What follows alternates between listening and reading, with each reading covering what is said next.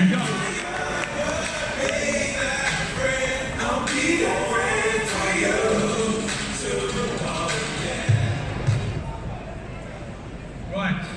good afternoon everybody.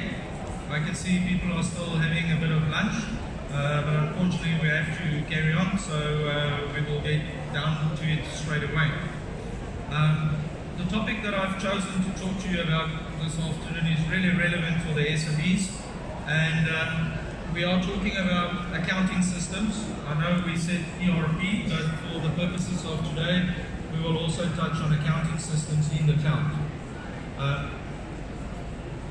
I'm just going to give you a definition of the enterprise resource planning system, of what that is. That is an accounting system, but that has got a much wider reach in your business. It includes your HR modules, it includes your payroll, it might include some of your operational systems, and that's why it's called enterprise resource. Cloud computing, just a quick definition on what is cloud computing. All of us have already been have started using cloud software. Cloud software can be defined as Facebook, Dropbox, OneDrive, all of those products that you're already used to will constitute cloud computing. In accounting terms, it's also referred to as software as a service, where your software is hosted, you log in, you do your transactions, you print your invoices, you log out, and you carry on with your life. Cloud ERP allows you to access your software via the internet from any device. The biggest benefit of this is that you can access it from even an internet cafe. You don't have to have the software on your laptop or on your mobile device. You can really access it from anywhere. If you have had loss of equipment, you can buy new computer equipment, you can be up and running within a matter of minutes. Before I get to the features of a true cloud ERP system, we also refer to some of the cloud products out there as fake cloud products, and the reason why we refer to them as fake cloud products is that they are merely your old accounting systems that are being hosted in a data center, and you still access them via your local software or via remote desktop software. So for a true cloud, or for a system to be a true cloud system, that means that there were no previous versions necessarily of that product, because it's built on new technology. So if you are using software that has now all of a sudden got a new version, and the next version is the cloud version, but it still looks the same as the previous legacy version, that means it's most probably not a cloud or a true cloud system. The most important fact is that a true cloud accounting system is browser-based. Now, what that means is that in your Google Chrome or in your Internet Explorer, you basically just type in the URL, and that will take you straight into your accounting system. You don't have to have software on your laptop or on your desktop. True ERP is also only installed on the file server. The updates are also only run on the file server, so there's no need for you to have an installation on your local hard drive. You can access it from anywhere, as I've said. You can access it from your cell phone, from your tablet, from your laptop. There's no need for a specific device to get access. And then very important, and that is something that people don't always know, is that it's been developed with the latest technology that is internet friendly. So if the system has been developed with software that's 20 or 30 years old, it's most probably not true cloud. So it's important that it's been developed by internet friendly software so that the processing will take a lot faster and the integration with other systems will be a lot better and a lot easier. Right. The features of a fake cloud system is that sometimes there's absolutely no data conversion from the legacy version, that is the old version, to the cloud version. You can install the new version, you can run it on the old data, there's absolutely no difference between the old system and the new system. Then you know you're not on a true cloud system. Previous versions are available.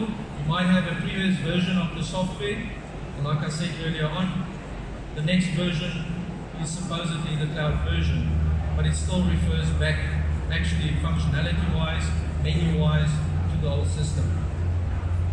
Then also the complexity of integration with new technology. It's a lot more difficult for you to integrate a fake cloud system with, for instance, a online internet-based application like foreign currency, rate exchanges.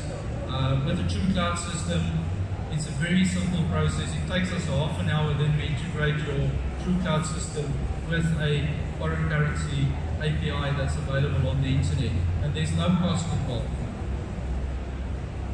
Then lastly, you will most probably also require third-party software in order to access your system on a hosted file server. So most of the time you can have your your fake cloud system, you can have that also hosted on a data center file server, but you will require something like an IP address or a remote desktop access in order to access that system.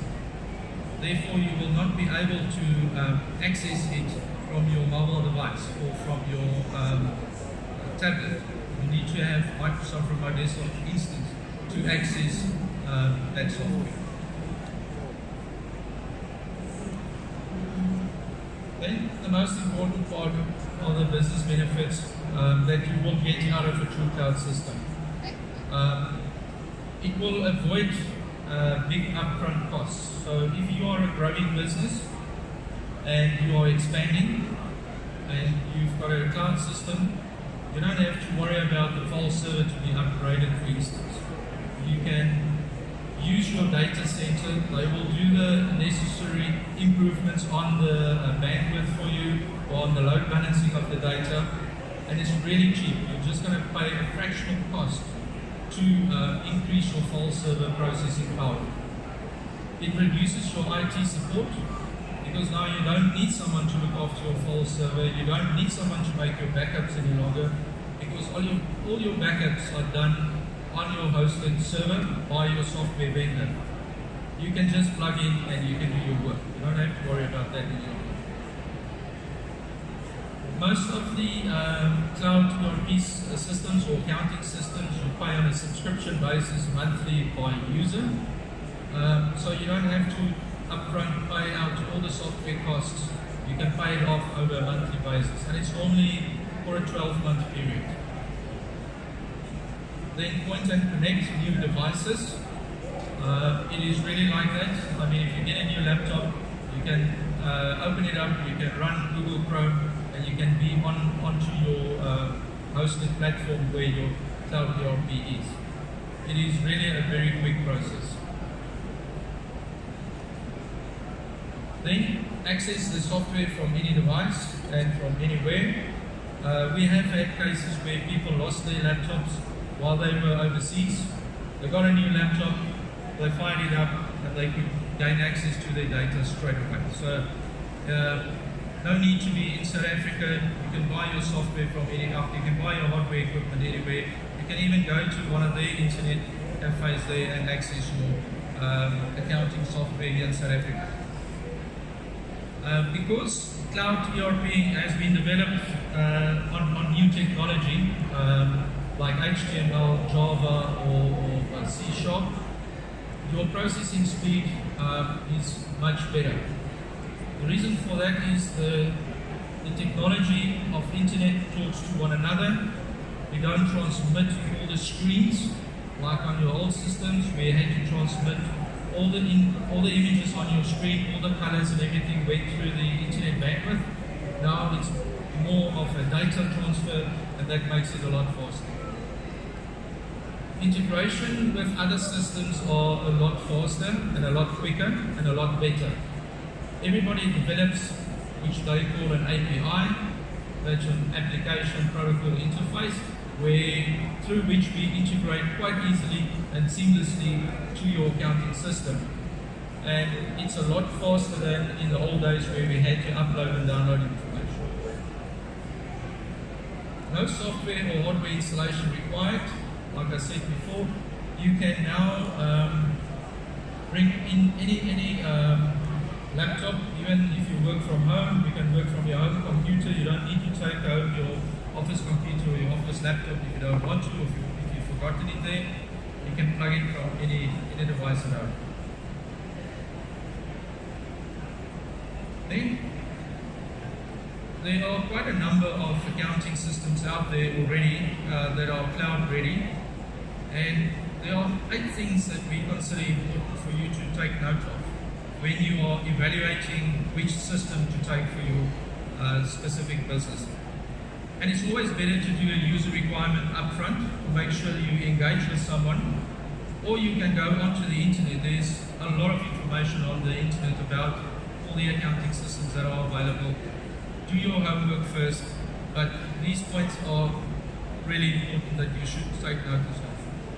The first one is the full functionality and reporting on the mobile devices must be the same as those on the desktop. In other words, you should be able to do everything from your mobile device, not just certain specific things like a sales order or a tax invoice. You should be able to access all the functionality from your mobile device. The second one is configuration. It should be able to be configurable and adapt to your business requirements. Some of the systems can, and some of them are limited, but most of the higher end systems, you can configure your processing screens, you can configure your stationery layouts, you can configure your reports, and everything is almost configurable on the new cloud accounting systems. Full integration of spreadsheets, data services, apps and equipment. That is more where we need to import data. If you convert from one system to another system, you should be able to bring in data quite easily via a spreadsheet or any other data publishing feature like Microsoft Excel that can publish data into your accounting system. Then software must be built using modern commonly available tools and standards. The software vendors don't always share what tools they've used to build their software. But I mean, you can ask the question, everybody's got a chat platform on their website. Ask the question with what did they build their software and how accessible is it from other systems with integrations and so forth. Then, another feature that is not always available is to pay by resource usage and not per user. Most of the systems are sold per user, and you pay per user using the system. Some of the systems, the more modern systems, are sold by resource usage. In other words, how many invoices do you process, how many purchase orders do you put through the system, and based on that, they will then charge you in arrears. Or per quarter, they'll charge you for a specific usage. Then, industry standard security. Your data is out in the cloud. The security software has really improved over the last couple of years. Your data is safer out there in the cloud than on premises. A lot of the hacks recently has happened with file servers that are on premises that were not properly secured. So I think it's really safe now to start hosting your data. We've seen over the last, I would say 6 to 9 months, how many people and clients of ours have moved away from on-premises into the data centers. The data is much more secure. Your file servers are being backed up to 3 or 4 other file servers, and you don't have to worry about that any longer. It's not your problem. Then deployment options, like I've said earlier on, if you're in a growing business, you open up a new branch, you don't have to go and install a file server there, you can just add the laptops or add the desktops, plug it into the file server, and really you can be up and running within a week or in a couple of days, depending on what kind of business you are running. So these are things that you need to be mindful of, depending also on the kind of business that you are running, or the kind of business that you intend to grow into. Then easy upgrades. When you are on a hosted server, the upgrades will happen in the back end, and most probably it will happen over the weekend. Like your banking software, from time to time you can't access your banking software after hours because they're busy with system upgrades. And it sounds scary because now there will be new features on the system tomorrow that you're not mindful of. The software vendors are informing you in time. They will let you know what are the new features, so you will be warned in advance as to what will happen. And it's also nice to not be burdened by the upgrade, because all of us that sit here most probably have had instances where we had to upgrade our local software on our laptops and things went wrong and you had to call somebody in to come and help you and fix it. Once again, now it's somebody else's problem. Right, so if you are thinking of going into a business, or you are already in a business and you need to make a decision as to where you go from what you've currently got and to what is available out there, you need to engage with your software vendors or with a consultant and ask them what's out there. You can even do your own research.